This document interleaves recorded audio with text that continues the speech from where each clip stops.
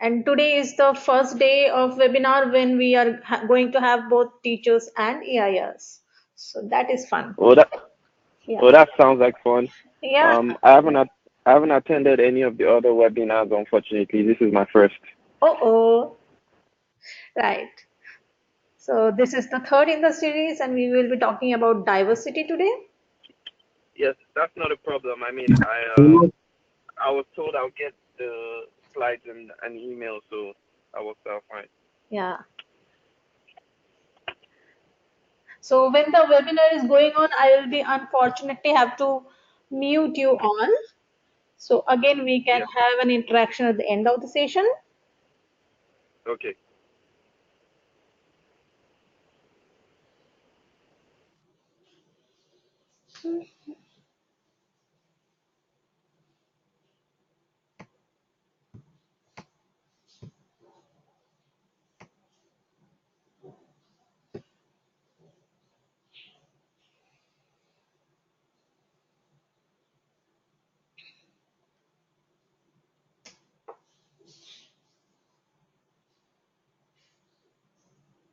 Great.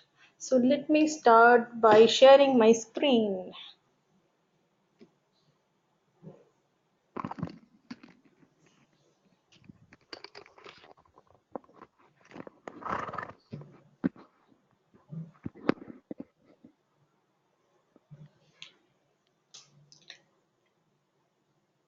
Are you guys able to see my screen right now?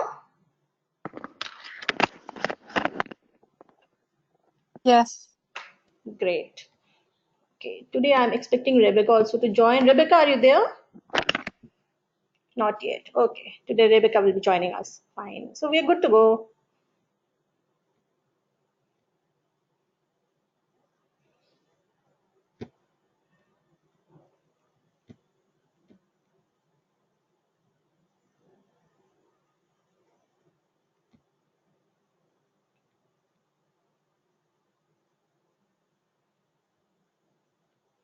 Hi. So, like you people already are aware, today we are going to talk about diversity in engineering in action. So, I'm your host Trisha Mahesh, and I was expecting my friend Ariba to join today, but unfortunately, she is held up in something. So, the good part is Rebecca will be joining us sometime today. So, she will be sharing her insights as well. So, yeah, good to go. And hello to the people who are joining in just now.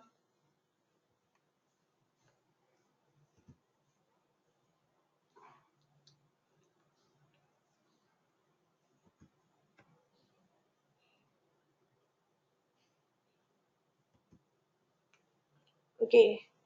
So, these are our goals for today to reflect in the diversity in engineering. We are not only going to talk about men and women, girls and boys, but we want you to focus on people who are actually minority and what are the issues they face. And we, as responsible citizens, what's that we can do for them? We are going to review some insights available from research. We will come to that part. We have some very research based insights to share with you.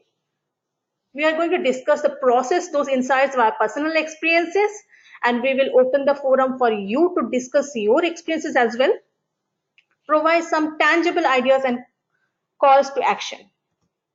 So you already are aware of the team. The EIR program is managed by two very entrepreneurial women, Erika Legacia and Becky White.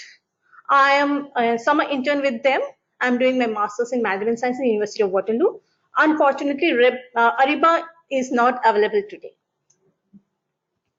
Okay, so I was talking about the research backing of the backing we are having available for this data. So we had the good fortune of associating with Dr. Stephen Spencer. He used to be with the University of Waterloo earlier. Now I understand he has moved to the United States. But a lot of the data we are going to talk today with you is based on the research and the findings of Dr. Stephen Spencer. And he has been focusing on women in STEM, specifically engineering students. So his area of focus is particularly that we are going to discuss. We are going to discuss the findings, the solutions that he has suggested. We also extend our acknowledgements to Dr. Crystal Z. She is a PhD. She was a PhD student under Dr. Steven, and her specialty was evidence-based interventions that address the social issues. Particularly, we have a lot of insights and inputs from her, which we have included in the slides today. So, opening reflection. I open the forum for you to pitch in your inputs first. And I would like to know, have you been part of efforts to improve diversity in engineering? Anything which you remember, recall, which you would like to share? Had it been successful? And what were the feedbacks? How do you know that? So anybody would like to share the inputs?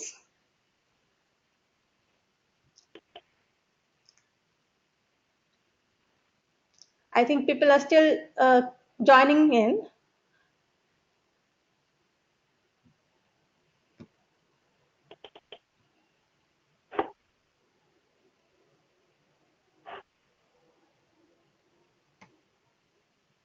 Hi, Trisha. It's Becky here. Can you hear me?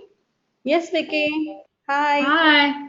I thought I would share something if that's okay. Yeah. I thought I would tell the story of an event that I did. This is going back a couple years now. Mhm. It was with a group of Girl Guides, and that happened to be the group that my daughter was a part of. So I was excited to be able to go in and talk to them about engineering. But what was unique about this particular event was that I brought my husband along. He's a professional engineer, Okay. and we went in and into this gymnasium with this group of about 15. I'm trying to think how old they would have been at the time, maybe sort of 10, 11-year-old girls. And we did a really fun workshop with them. It was all around, I think it was sort of like an escape room idea, and they had to build catapults and build flashlights, and it was a lot of fun. And so they were learning stuff without really knowing, but having fun doing it. And what was interesting was that we were a husband and wife team going in and talking to these girls about what we did as in the engineering community and within our lives and what that meant, and without even really calling it out, we just sort of were a living, breathing example of, look, as an engineer, you can be a wife and you can have children, you can have a husband that supports you. So that was one when I think back that really sticks out for me. Great, great. So nice to hear that. Like it's so encouraging for the kids when they see live examples. Nothing like that. We were just normalizing it, right? We didn't Right. have to call it out. We were just sort of normalizing it. Great. I, is there anyone else who would like to share their own experience? Okay. So we can carry on here.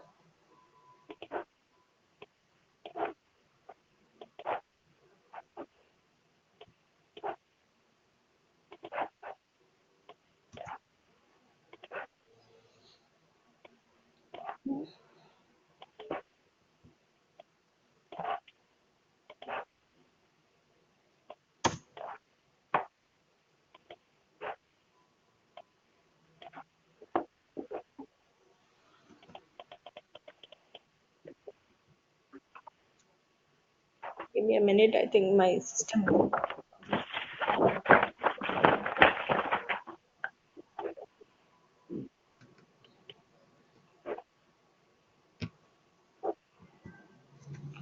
Okay.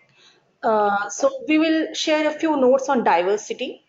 Like I started in the beginning, when we refer diversity, we mean any group that has traditionally been underrepresented, such as women and visible minorities. Could also refer to personality type, socio-economic diversity, place of origin, gender, race, ethnicity. Uh, we all are in Canada, a country which can boast of so many socio economic groups, different races, different ethnicity, and everybody's living in such a harmonious condition. But when it comes to engineering, STEM outrage, we need to identify these particular groups. And what is important is that we don't remain neutral, but we take active participation to encourage them. I will come back to you and I will specifically mention why I'm saying staying neutral is something which is not going to work. It's based on a research. So why focus on diversity? Given our goal to effectively attract and retain diversity, we would like to know how to do it. We trust in the science, in this case, social psychology. Put into practice what has been discovered in scientific research just as we do as in engineering. Our hypothesis on diversity in engineering. The engineering and technology professions will benefit from a more diverse perspective makeup. Just get a feel of it. You enter a company and there are 50 engineers working there, and you actually see they're all male and maybe all of single ethnicity. How does it feel? It feels different, right? And it feels really different if you are a female. So I guess many of us can relate to that because, at least in my part of the world, it is not an uncommon situation. So that's what we want to bring on the table today. So we want to do better able to serve the society when we reflect upon these issues. These are complex issues which we need to actually address, adding equality and access to opportunity as fairness, justice, and an imperative for success for engineering and their mandate. Diversity is being invited to the party. Inclusiveness is being asked to dance. I have shared a link, YouTube link of Dr. Varna Myers. It's a TED talk, and you should definitely go and check it out. So she actually tells this line: diversity is being invited to the party, inclusiveness is being asked to dance. So imagine you are going to a party and you are invited, right? So it's okay, the first part is done. But when you go there, you're standing in a corner and you find people dancing, people already knowing each other. So they have their connections in place and they're dancing. So at the end of the party, will you feel that the party was enjoyable? Answer is no. Most of you will feel that maybe it would have been better if you're not invited in the first place. So that's what Dr. Varnamaya says. Inclusiveness is being asked to dance. And she actually shares some very wonderful data in the YouTube video. She points out that right now, even in this era of modernization, we have only 4.4% of female in CEO or director level in any companies. And if it comes to women of color, it is a very sorry figure of 0.4%. So it's not only the onus of women to improve that, we expect guys to equally support the initiatives.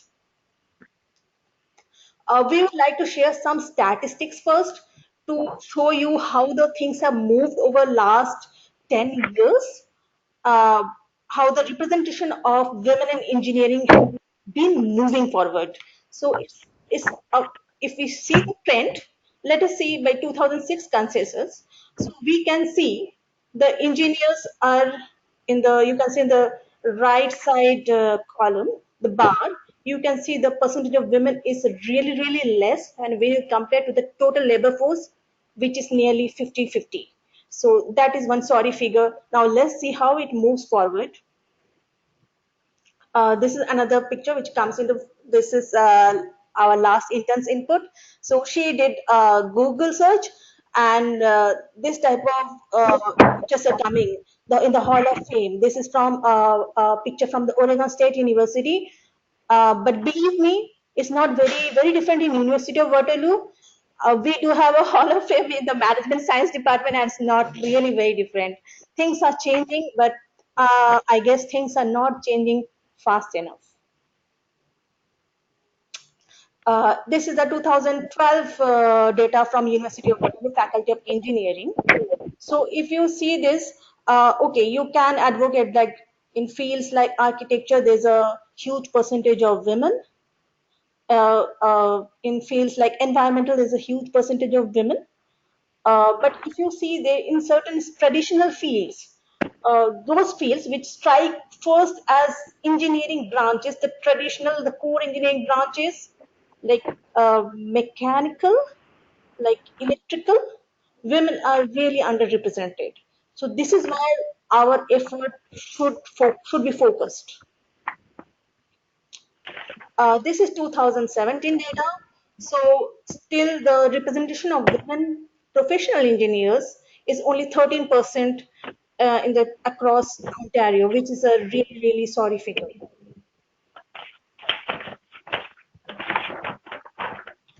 We want to talk about stereotyping and how it affects. So we all have some stereotypes in our mind. We agree or don't agree. We know or we don't. We might not know that we have stereotypes in our mind, but we most of us get the stereotypes because of the social conditioning, because uh, because of the because of the inputs every day which comes from all over the world or every day to us. Like when you say a person with a spec is like a nerd, right? You expect older person to do a very specific kind of things. You expect them to have very specific type of habits. And similarly, when it comes to maths, you all know what I'm going to say. nobody expects uh, Nobody expects girls to excel in maths, and this is such a sorry thing. So, hey, Becky is saying thanks.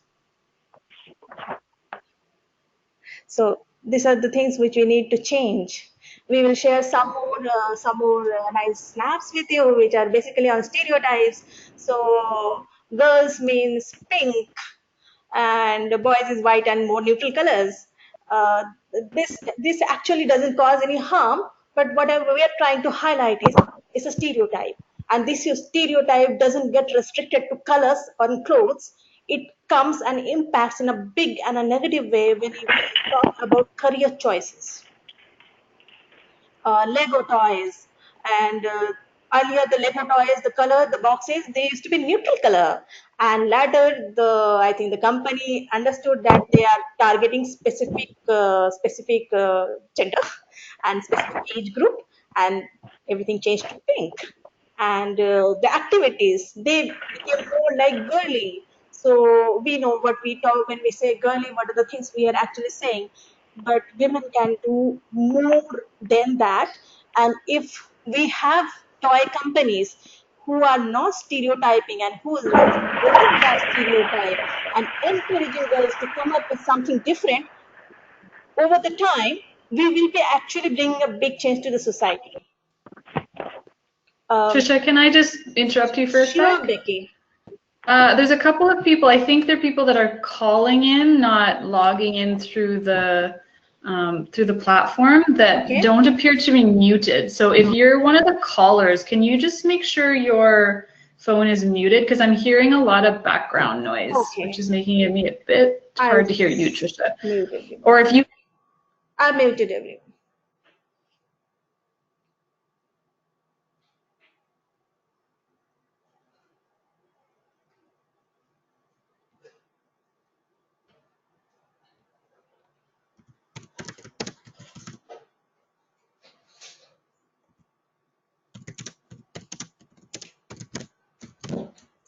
Is it okay, Becky? Yes, that's better. Thank you. Yeah. So this is basically from a promotion of the Barbie doll in 1990s, and this doll had a chip inside her, which used to say "Math class is tough."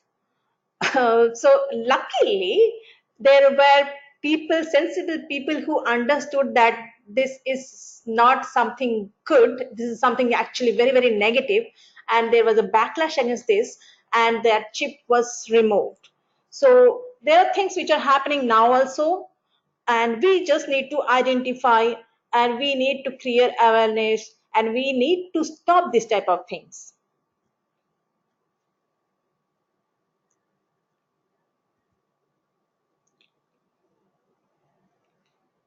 Yeah, just hold on my laptop.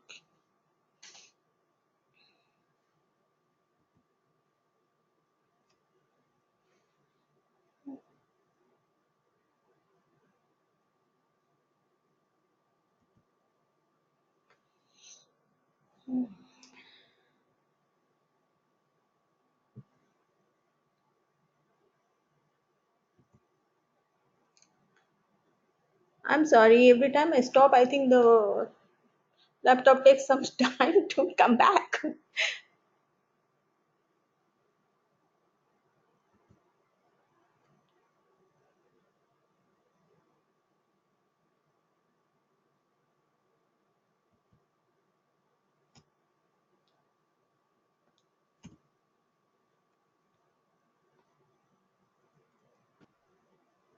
Trisha, do you want me to try sharing my screen? Oh, there, it's working for you. I was going to say, if you want me to share, I can. It's back. Okay. So, yeah. So let us imagine for a moment you're giving presentation in front of your co-workers and classmates and you stumble through your words. This can happen because of stereotyping. You're seen through a lens of a negative stereotype. The anxiety you feel affects your performance in the domains important to you, not only that time, but in future.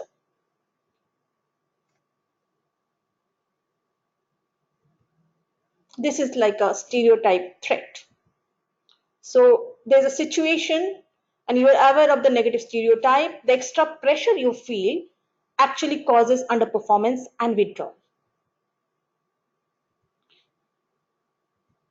So we do have examples where women in maths, they have been told there's a test and the test result, final result will not reflect the gender diversity and the test result will actually show how the genders have performed. So the result shows whenever we are actually informing the girls or the women that the gender thing is getting reflected in the final results, they're underperforming. So it's a stereotype threat. But whenever it is not mentioned, we are not actually telling which gender performed how. There's basically the performance is way better for the girls. So these are all evidence based.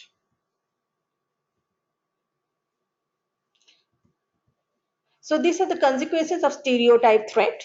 It undermines your performance, triggers concern about belonging, you really feel out of the group, lowers engagement. And these are all the research based facts which we got from Dr. Stevenson, and we have given the reference here. So you, if it interests you, you can always go deeper in the details, deeper in the research.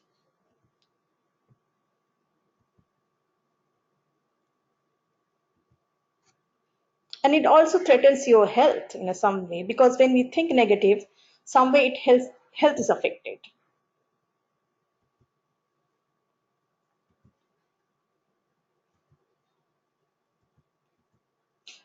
This is a report. Actually, the data was taken where two different players, runners, they clocked the same time in the game, same time in the race. One of them had an ankle weight. Now it is anybody's guess if the ankle weight is removed, who is going to perform better? The person who was wearing the ankle weights in the first place. So here ankle weight is actually representing anything which holds you back. That can be pressure, external pressure, that can be stereotyping. So we need to recognize this. So I'm opening the forum again for all of you to join. So have you ever experienced any stereotype threat? Would you like to share what happened, how you felt? And or anything that you remember the factors which was holding you back during your engineering time or later. So anybody wants to share your insights? I'm just unmuting all.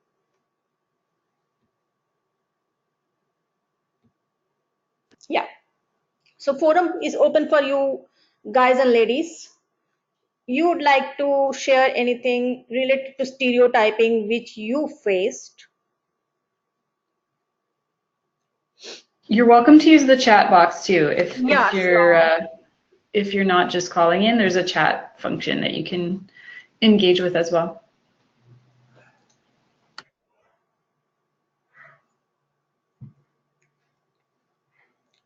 Yeah, hi, this is, my name is Jim Moss. Hi, Jim. And I just would actually just share something that my son, who goes to McMaster University, that I thought was very good that the university did to address issues like this, with a project that they had in, I think it's the third year there. My son, we're white Caucasian. I said to them they had teams that they had to do. I think it was related to a Mars lander, that they had to landed on Mars upside down. So I asked him about how, on his team of 6 or 8, was it all people that he knew? Because regardless, I think at university, as you see kids walking around campus, you tend to see whatever their ethnic background, they kind of tend to go around in similar groups. And I was expecting to tell him to tell me that it was his people on his team were all other white Caucasians. But then what he told me was that the university had kind of forced the diversity in the teams. They'd named the teams. So on his team of people, judging by the names, there was obviously it wasn't 50-50 girls, guys, because there's not that ratio in engineering. But there was 1 or 2 girls. There was obviously people who were potentially Hindu, from Eastern Asia, of Chinese or whatever the correct the description is. And there was people who would have presumably would have been of Muslim descent, and somebody who was likely to be from, judging by the name, who was a black person. And I thought that was very good to make sure that these kids who might potentially have just drifted into their own groups with the people that they felt comfortable with, people from their same, should we say, ethnic background, that the university had caused them to work together in a diverse situation. So they really didn't know each other, so they all had to come together as a team. At the end of 12 weeks, they get A-, and they all learned how to work together. I thought that was a very good way for the university to take some proactive action to kind of encourage kids when they're learning engineering to get together. And I would say as we go through these things, I think we as potentially can encourage that too, because I think we all somewhere along the way might feel comfortable with people of our own ethnic background, and we've just got to find ways to work around that. That's a great story, Jim. Thanks for sharing. And I think it's great to be aware of, and it's not like a hard thing to do, right? It's just logistics, really, and something to think about as you go into classrooms. And a lot of the activities that you're probably going to do tend to be done in groups. So thinking about how you can have little tricks in place to make sure the teams are mixed up is a great, easy thing that you can do. And get the teacher involved. Like, explain to them, I want to move kids around. I don't want them sitting in their regular desk groups or whatnot, and they can help with that. Fantastic. And I tend to, well, I do live in an area of Ontario where diversity is low. Yeah. Kind of like 95% white Caucasians, so to have that exposure and to learn how to deal with people who are non-Caucasian, and to understand, we do well on the female thing. He's very good at that, but to understand people of other cultures and understand what they do and what they like, etc. Yeah. I thought that was a big tip of the hat to McMaster University. And indeed, when I went back to the university that I went to in the United Kingdom, and we went for a tour of that, they were trying to recruit more girls into engineering, and they were struggling because they couldn't get above about 15%, and they said they just couldn't find girls who kind of wanted to be interested.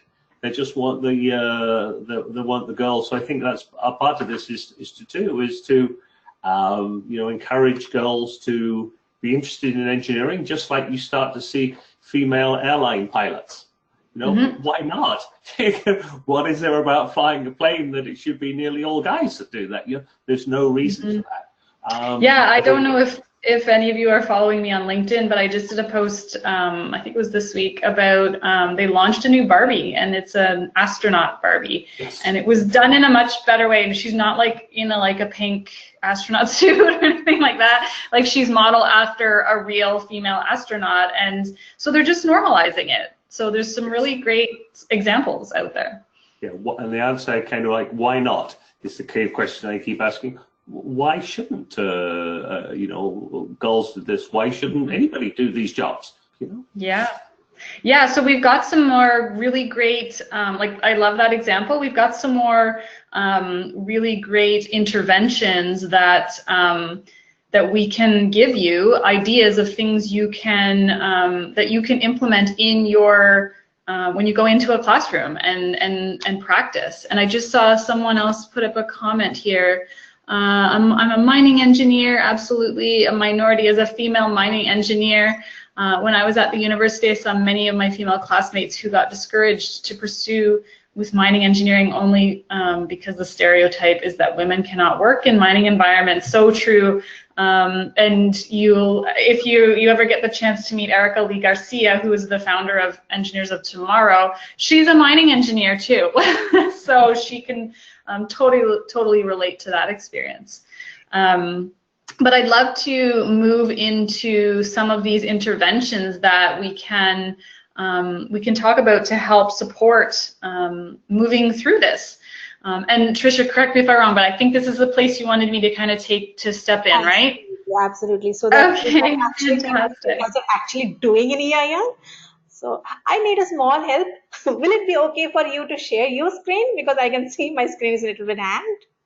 Oh, we can try that. I'm not, let me see if that's gonna work.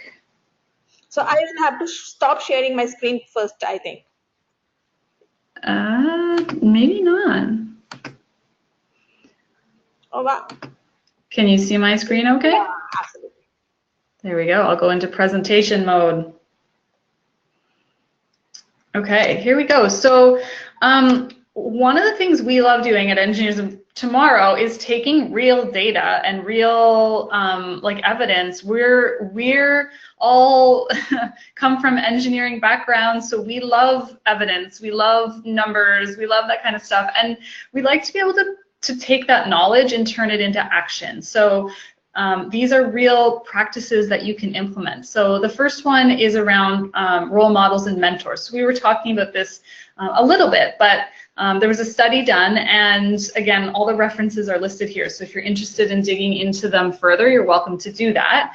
We will be sharing the slides and replays of the presentations, so you can have access to that. But so what this one means is that mentoring opportunities that happen naturally with female or underrepresented or minority leaders, they can have a significant impact. So in some cases, when it's possible, it's encouraged to let women or minority leaders lead the activities or address your event participants. So I know in this case, some of you are you're like a Caucasian man going into a classroom of students and going to be standing up in front of them to facilitate the activities. So first of all, just being aware of it is kind of step one. But there might be creative ways you can maybe engage with the teacher if they fit that description. Maybe they're female or underrepresented.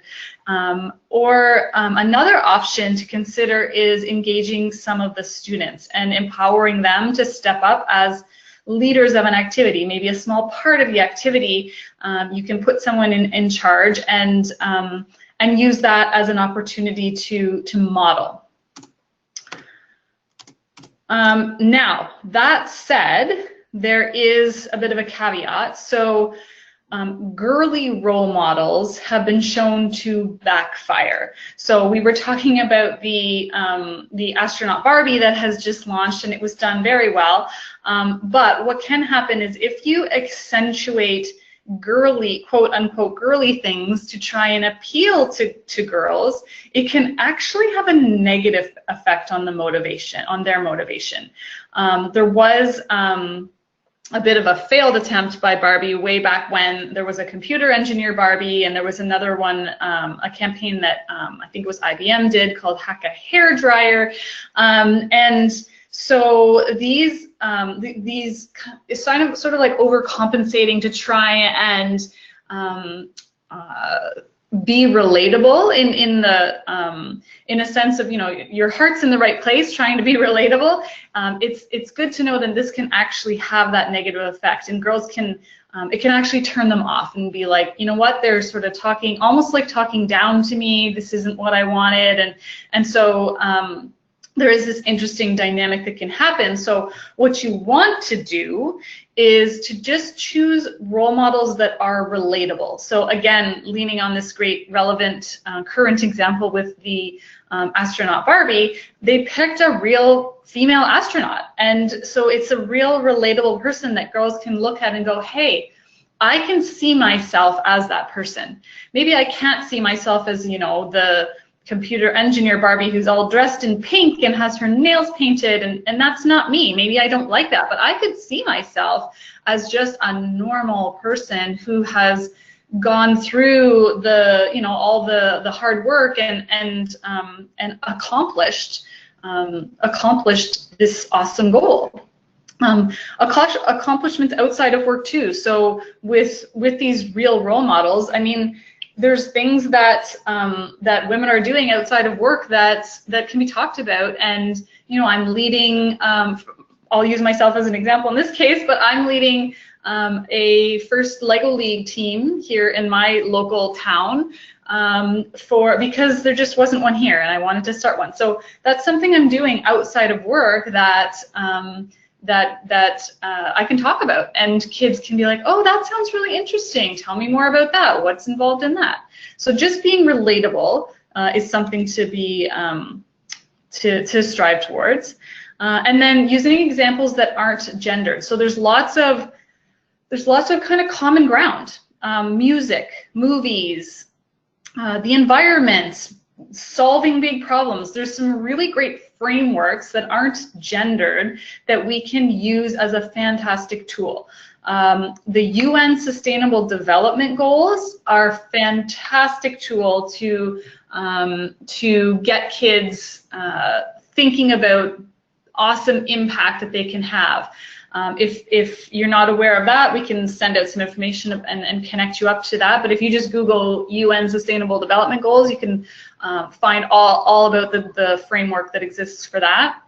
And then there is another one that's connected really nicely to engineering, and it's the grand challenges. So there are this list of grand challenges that have been identified by, I believe it's the National Academy of Engineering.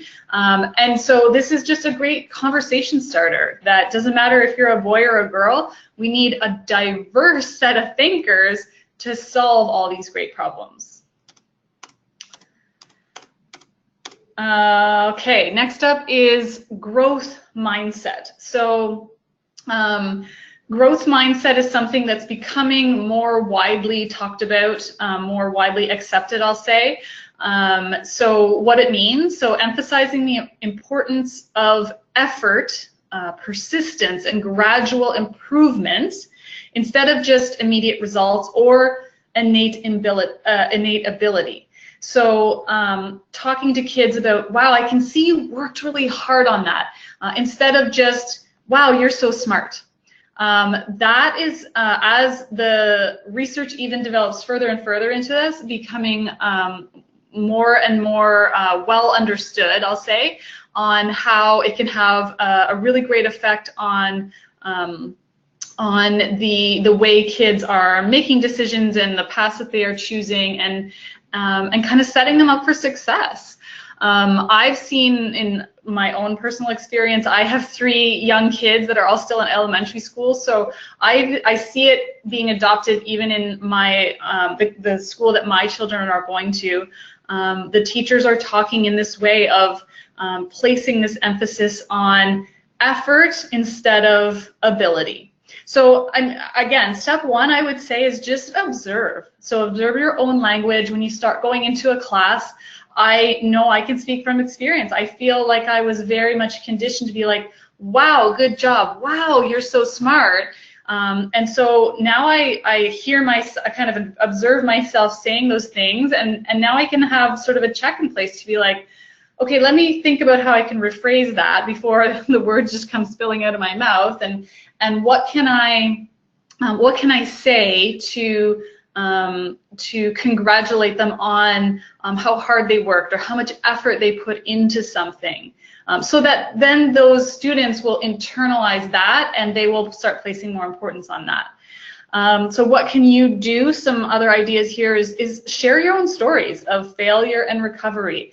There is a real problem, I'll say, these days with kids not wanting to fail. They are so, and talk to your teachers about it as well, because they'll tell you the same thing. Like, their students are afraid to make a mistake. So being relatable, talking about your own failures and how you overcame them, helps you take on that role model personality, I guess. Talk about it. The importance of improving and growing your brain. I got the chance to go into my son's classroom a couple years ago, and I loved what his teacher was saying to them. If they would make a mistake, she would come up and congratulate them. She'd be like, wow, your brain just grew. So that's what she had explained to them. When you make a mistake, your brain grows. And this probably was in about grade 1. And so that's what they were, she was setting up the framework for them to not be afraid to make mistakes. And then just say it, like, encouragement. Keep working on it. Try. If you keep trying, you'll get it. I like to say to them, they'll come up to me, students will come up to me and say, like, I'm stuck, I don't know what to do, or they'll just come up and tell me the problem. Be like, I can't get these two popsicle sticks to connect the way I want them to. And instead of just jumping in and coming up with a solution for them, I'm more inclined now to say something like, yes, that is a real problem, but I've seen you solve other tough challenges before, and I am confident in your ability to work through this. So helping empower them in that way. Oh, and here's another one. Everyone makes mistakes at the beginning, and maybe don't leave off after the beginning part. I mean, everyone makes mistakes. I'm sure we can all relate to that, and bring it back around to your own stories of the mistakes you've made. Ask what can you learn, right? So there's this is part of the engineering design process when you really think about it. Making mistakes, it's part of the engineering design process. So use this as an opportunity to talk about how engineers actually, and I've used this example in some of the classes I've gone into before, but engineers love failing. They love when mistakes happen, because it means we've learned something, and it means we can make whatever it is we're working on even better. And usually when I talk in this way, and I kind of first say, how much engineers love to make mistakes and fail, the kids all look at me like a deer in the headlights, kind of. They're like, what are you talking about? And so it's just a good way to get their attention. Right, okay, so a couple words around standards. So high standards and assurances that they can meet these standards is actually an effective tool when you're in the classroom. So what this means, so setting and holding high standards indicate that students will not be judged and that they're capable of reaching these standards. So what that kind of translates to is, if someone comes to you saying, I can't do this, I'm stuck, I don't know what to do, and if you say, okay, well then try, for you, how about instead you only have to get it to hold 5 pounds instead of 10 pounds. Say you're building bridges or something.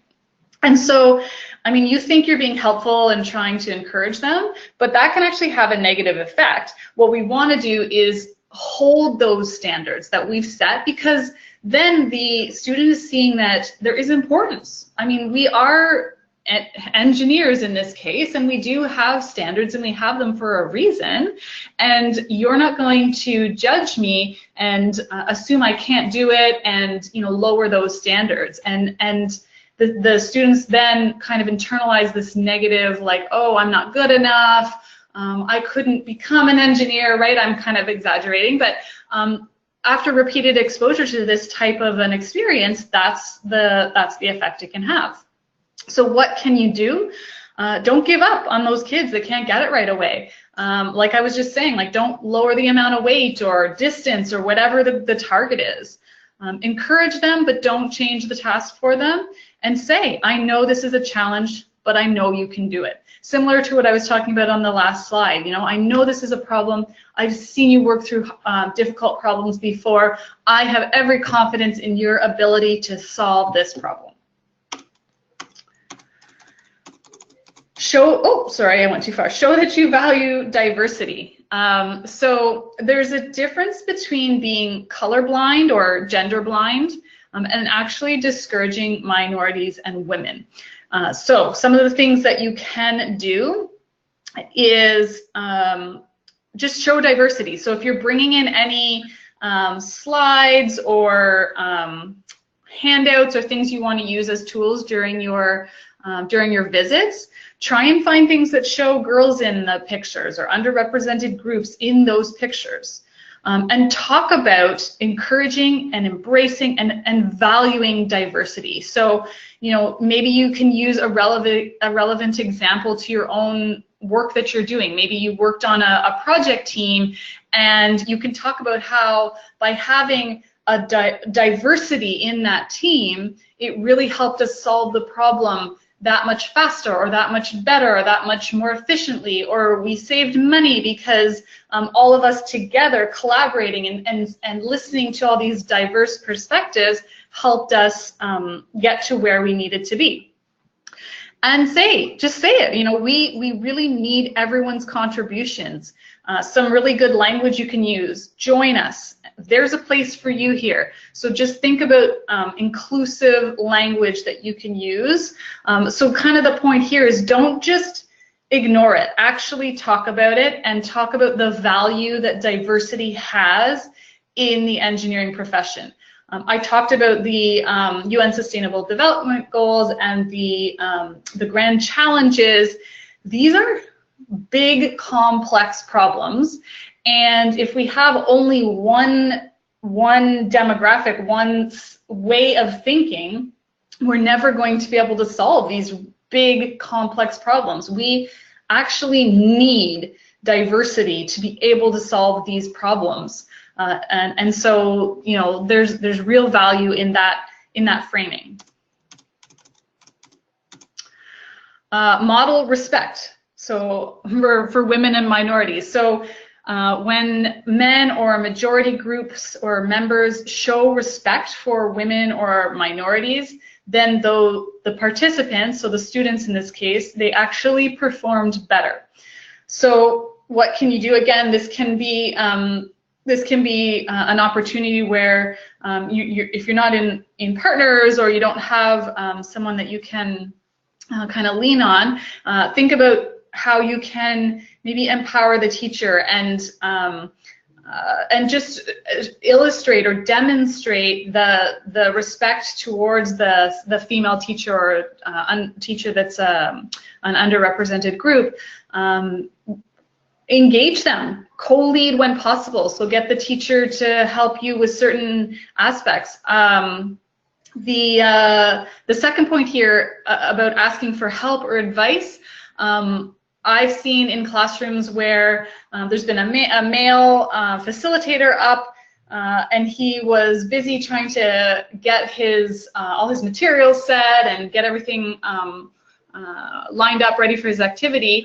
He engaged with the teacher and was like, you know what, I need some help getting the presentation up. Can you please, you know, show me how to do that, or can you do it for me? Can you get that going? And so he was demonstrating that he respected that teacher. It was a female teacher in this case. Respected her and valued her support in creating this experience for the students. Okay, some take-home messages for outreach leaders, and that's what you guys are in this case. You are outreach leaders. So just, again, things to just be aware of. Observing is the first step here. So just think that, and be aware that your participants may experience stereotype threat during your outreach event. It could happen, right? And you can reduce or eliminate it with these psychological interventions. So this presentation is going to be widely available to you if it's something you want to refer back to as you get into the classroom and start experiencing and observing some of these things happening. This is here for you as a resource. So a quick summary of what I just went through. So providing positive, relatable role models, setting and keeping high standards, promoting a growth mindset, and demonstrating how diversity is truly valued, and modeling respect for women and minorities. Here's the list of references and resources, so you are welcome to dig into that at your leisure. And a quick picture here. So this is another one. I'm leaning on my own children and their teachers here. But this was up, I went in to visit my daughter's class in this case, and this was up on their wall. And I was like, oh, wow, I have to take a picture of this and share it. But here are just some statements that the teacher in this case was really, he was calling it out to the students. Like, he was being real with them and saying, listen, I know you guys have experienced fixed mindset. This is what has been kind of perpetuated over the years, but here's an alternative. So instead of I can't do this, you're going to say I'm going to train my brain in math, or it's good enough. Could be, is this really my best work, or it's too hard. Trisha was talking about the I think it was Barbie again that had a long time ago been programmed to say, wow, math is hard. So instead of that, we have the option of saying, I'll use some of the strategies I've learned, right? So instead of getting stuck and it's too hard and giving up, let's think about another way we could look at the problem. I don't get it just really means I just don't understand it yet. I made a mistake, and I like the one that the grade 1 teacher used was, my brain grew, yay, or mistakes help me improve. And then I give up.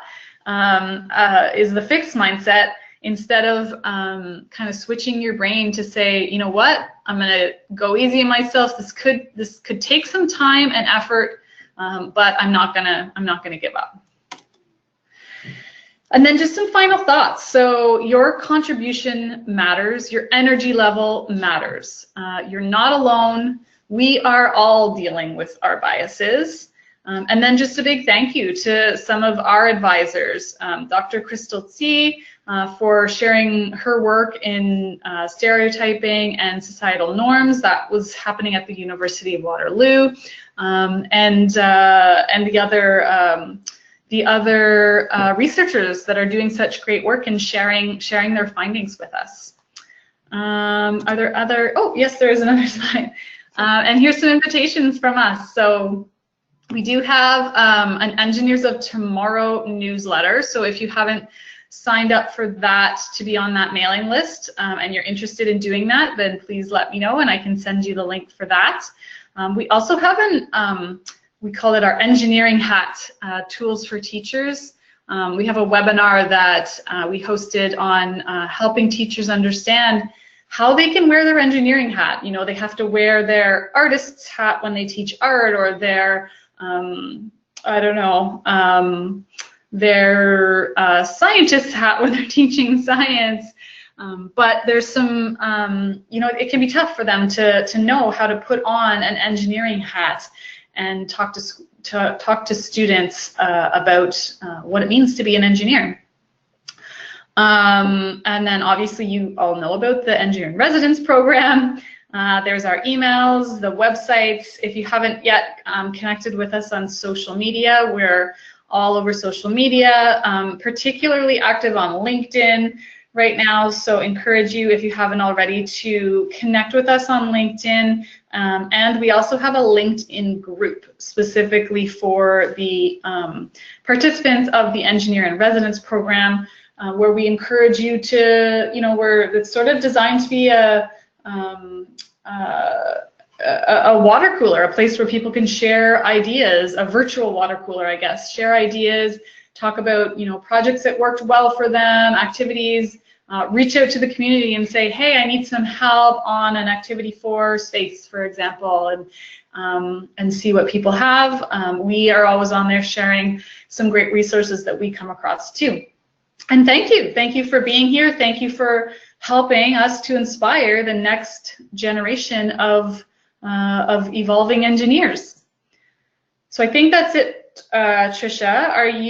Do you want to unmute and open it up for questions or comments? Yeah.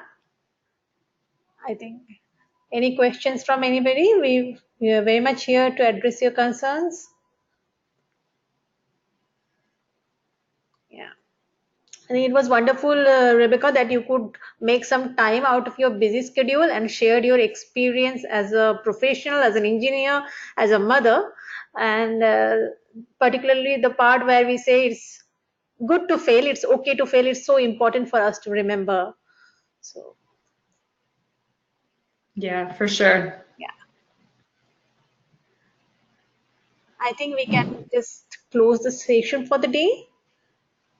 Sounds good. If this stuff, there's a lot here. So if you are kind of reflecting on it and have other thoughts, please reach out to us at any time. We love to hear from you, and we are happy to talk more about it. Yeah.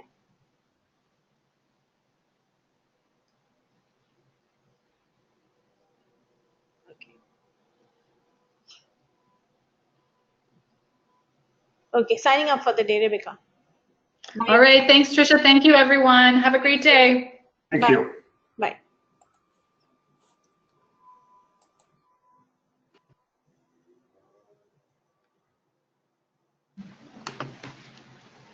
I literally